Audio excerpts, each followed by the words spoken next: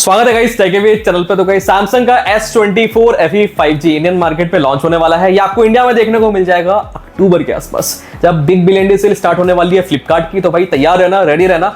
यदि पहले लॉन्च हो जाता है वीवीडी सेल से तो भाई आपको वीवीडी सेल में डिस्काउंट देखने को मिल जाएंगे, और बाद में लॉन्च होता है तो भाई बिल्कुल मत खरीदना, क्योंकि प्राइस 50-60,000 रुपीज पहुंच जाएगी। अब काफी सारे लोगों का डाउट था कि आप इसके लिए वेट करना सही रहेगा 2-3 महीने, या फिर जो पिछले साल फोन लॉन्च हुए थे S23 FE उसको खरीद लें, क्योंकि उसका प्राइस सेल में 33,000 के आसपास इजीली पहुंच जाएगा।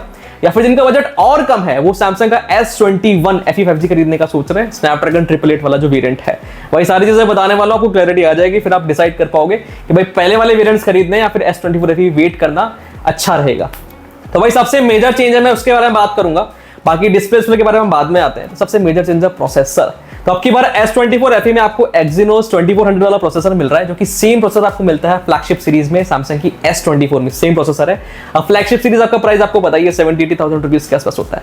अब इन्होंने क्या किया, प्रोसेसर तो सेम डाल दिया बट इन्होंने अंडर क्लॉक कर दिया, मतलब उसकी जो पावर है उसको रिड्यूस कर दिया है। उससे क्या होगा, एंट्यूटू स्कोर कम हो जाएंगे हल्के से, परफॉर्मेंस थोड़ी कम हो जाएगी और हीटिंग थोड़ी कम जनरेट होगी। तो ये चीज एड ऑन है, क्योंकि हीटिंग कम होगी तो भाई बैटरी लाइफ होपफुली अब अच्छी चलनी चाहिए। ठीक है, अब कितना फर्क आया आपको बता देता हूं। यदि आप Exynos 2400 का कोर देखोगे तो 3.21 गीगाहर्ट्ज पे चलता है। इन्होंने क्या किया, उसको कैप करके 3.11 गीगाहर्ट्ज पे लेके आ गए हैं। तो जितने भी कोर्स है उनका जो परफॉर्मेंस है थोड़ा रिड्यूस कर दिया गया है। तो इसमें होगा क्या, परफॉर्मेंस रिड्यूस हो जाएगी, एंट्यूटू स्कोर कम हो जाएंगे, और बाकी तो आपको पता ही है। ठीक है, बट हीटिंग कम होगी तो चलो ये चीज अच्छी है, बैटरी लाइफ इंक्रीज हो जाएगी, तो ये चीज इंपॉर्टेंट है। भाई दूसरी चीज, इन्होंने एटलीस्ट सैमसंग की FE सीरीज के अंदर पुराने प्रोसेसर नहीं डाले, लाइक Exynos 2100, Exynos 2200 वाले, एटलीस्ट लेटेस्ट दिया है, उसको अंडर क्लॉक करके डाला है, बट एटलीस्ट लेटेस्ट दिया है। और काफी सारे लोगों का डाउट था कि इसमें स्नैपड्रैगन देखने को मिलेगा, तो भाई स्नैपड्रैगन 8s Gen 3 और 8 Gen 3 आपको देखने को नहीं मिलने वाला इस डिवाइस के अंदर, ये तो श्योर हो चुका है, कंफर्म है। तो भाई भूल जाना, स्नैपड्रैगन आपको S24 FE में अभी हाल फिलहाल देखने को मिलने वाला, आपको Exynos से देखने को मिलेगा। और Exynos 2400 की जितनी भी तक रिपोर्ट्स निकल के आई हैं, ये थोड़ा बेटर प्रोसेसर है इन कंपैरिजन टू पुराने Exynos जितने आते थे ना, उसमें बहुत ज्यादा हीटिंग इश्यूज देखने को मिलते थे। तो Exynos 2400 में थोड़ा ऑप्टिमाइज करने की इन्होंने कोशिश करी है, बट मैं ये नहीं बोलूंगा कि बहुत ही सही है। Exynos तो Exynos ही रहने वाला है, बट इन्होंने ऑप्टिमाइज किया है। ठीक है भाई, दूसरी चीज display as it is ditto same है। S23 FE की डिस्प्ले ले लो, S24 FE की डिस्प्ले ले लो, वो आपको सुपर एमोलेड की डिस्प्ले मिल जाएगी, बहुत अच्छे कलर्स मिल जाएंगे, इसमें कोई भी डिफरेंस नहीं है। डिफरेंस आएगा तो बेजल्स में, थोड़े जो बेजल्स है S24 FE में उसको कम कर देंगे। S23 FE में बेजल्स बहुत ही वाहियात थे, बहुत ही बेकार थे और काफी बड़े बेजल्स थे, तो ये आपको डिफरेंस देखने को मिल जाएगा। बट जो मेन डिस्प्ले है उसमें कोई भी डिफरेंस नहीं है। स्पीकर्स की बात करोगे, आपको स्टूडियो स्पीकर्स देखने को मिलेंगे, S23 FE में भी मिलता था, S24 FE में भी मिलेगा। इसके अलावा बैटरी लाइफ भी बिल्कुल आपको सेम मिलने वाली है, क्योंकि जो बैटरी कैपेसिटी है वो भी सेम है। यदि आप देखोगे 4500 mAh S23 FE में था, तो सेम 4500 mAh ही आपको मिलने वाला है S24 FE में। तो गाइस इन्होंने कोई भी चेंजेस नहीं करे, बैटरी सेम है 4500 mAh। यदि बैटरी बैकअप आप देखोगे S23 FE का भी, तो भाई काफी कम है, 4-5 घंटे ही आपको स्क्रीन ऑन टाइम निकाल के देता है, क्योंकि हीटिंग कितनी जनरेट होती है Exynos के प्रोसेसर के अंदर। S23 FE की बात करो, जब S24 FE लॉन्च होगा Exynos 2400 के साथ, तो होप्स हो, क्योंकि इन्होंने अंडर क्लॉक किया है तो हीटिंग कम जनरेट हो, आपको आधा 1 घंटा एक्स्ट्रा बैटरी लाइफ मिल जाए, बट वो टेस्टिंग करनी पड़ेगी तभी पता पड़ेगा।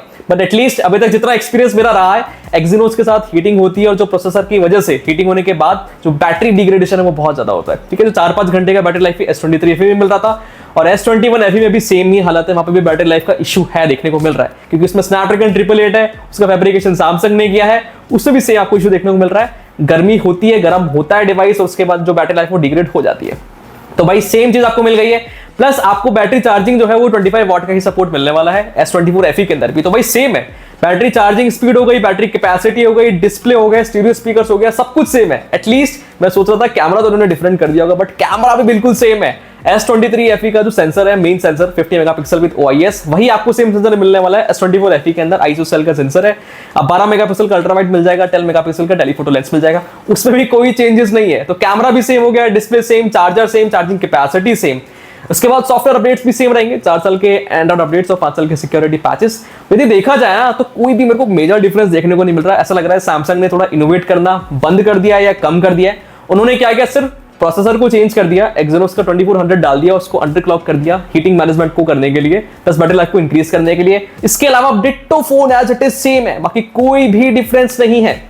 तो चाहे सैमसंग S23 FE ले लो, S24 FE ले लो, और जब S24 FE लॉन्च होगा तो इसका प्राइस आराम से 55 से 60,000 रुपीज जाएगा। बट यहाँ पे एक डिफरेंस आपको देखने को मिल जाएगा, जो S24 FE के जो वेरिएंट्स हैं, यदि आप 128 GB वाला वेरिएंट लोगे तो वो UFS 3.1 के साथ आएगा, LPDDR5X रैम। यदि आप इसका 256 GB वाला वेरिएंट लोगे तो UFS 4.0 के साथ आएगा, LPDDR5X। तो ये चीज बढ़िया है। अभी जितने भी Samsung के S23 FE वाले वेरिएंट्स सब आपको UFS 3.1 देखने के साथ मिलते हैं, ठीक है। तो एटलीस्ट यहाँ पे रीड राइट स्टोरेज जो है 256 GB स्टोरेज वेरिएंट की ज्यादा अच्छी रहने वाली है आपके S24 FE में। तो यदि आप एक अच्छा डिवाइस खरीदना चाह रहे थे और यदि आपको फर्क नहीं पड़ता भाई स्टोरेज स्पीड UFS 3.1 सफिशिएंट है, तो भाई मेरे हिसाब से S23 FE BBD सेल में बहुत ही किलर डील हो जाएगी, आपको 30,000 रुपीज के आसपास देखने को मिल जाएगा। और S24 FE तो भाई 55 से 60,000 रुपए का लॉन्च होने वाला है और ज्यादा मेजर डिफरेंस नहीं है, कैमरा सेम है, बैटरी सेम है, बैटरी कैपेसिटी सेम है, चार्जिंग स्पीड सेम है। फर्क जो आया है वो प्रोसेसर के अंदर आया है। तो मेरा आपको ये रहेगा, यदि आपको पावरफुल एक फोन चाहिए, आप वेट कर सकते हो तो भाई वेट करो। एटलीस्ट Samsung S24 FE पे 60,000 रुपए खर्च करना मेरे हिसाब से वर्थ इट नहीं है। इसका प्राइस रिडक्शन होने देना तो इस तरफ आप जा सकते हो। बट यदि आपको अर्जेंट फोन चाहिए BBD सेल में तो भाई S23 FE की तरफ आप देख सकते हो, 30,000 रुपीज का आपको देखने को मिल जाएगा। बट ये ध्यान रखना उस फोन के अंदर भी S23 FE में, क्योंकि Exynos का प्रोसेसर है, तो वहां पे आपको हीटिंग वाले इश्यूज तो देखने को मिलने ही वाले हैं। प्लस जो बैटरी बैकअप है 4 से 5 घंटे ही मान के चलना, तो ये आप ध्यान रखना, उसके बाद ही फोन को खरीदना, ठीक है। बट याद करो S23 FE भी आपको जब लॉन्च हुआ था तो 50-60,000 रुपए के आसपास लॉन्च हुआ था, फिर उसकी प्राइस रिड्यूस होकर भी 30,000 रुपीज सेल में पहुंच जाएगा, ठीक है। तो गाइस ओवरऑल देखा जाए तो S24 FE में सिर्फ एक ही मेजर चेंज हुआ है, वो इसकी बैटरी लाइफ से रिलेटेड नहीं है, वो उसके प्रोसेसर से रिलेटेड है, वो मैंने आपको बता दिया है। प्लस जो स्टोरेज टाइप है वो चेंज कर दिया, बाकी और कोई भी चेंज नहीं है, ठीक है। गाइस उम्मीद करता हूं आपको थोड़ी क्लैरिटी आ गई होगी कि S24 FE में क्या आने वाला है, कब लॉन्च होने वाला है और क्या आपके लिए सही रहेगा कि नहीं, ठीक है। और यदि ये वीडियो अच्छा लगा, वीडियो को लाइक कर दो, सब्सक्राइब कर दो, कोई भी बिंदास तो कमेंट सेक्शन में मेरे से पूछना। तो गाइस वीडियो में इतना ही, आपसे मिलता हूं नेक्स्ट वीडियो में कुछ नया लेके। Tata bye bye, see you.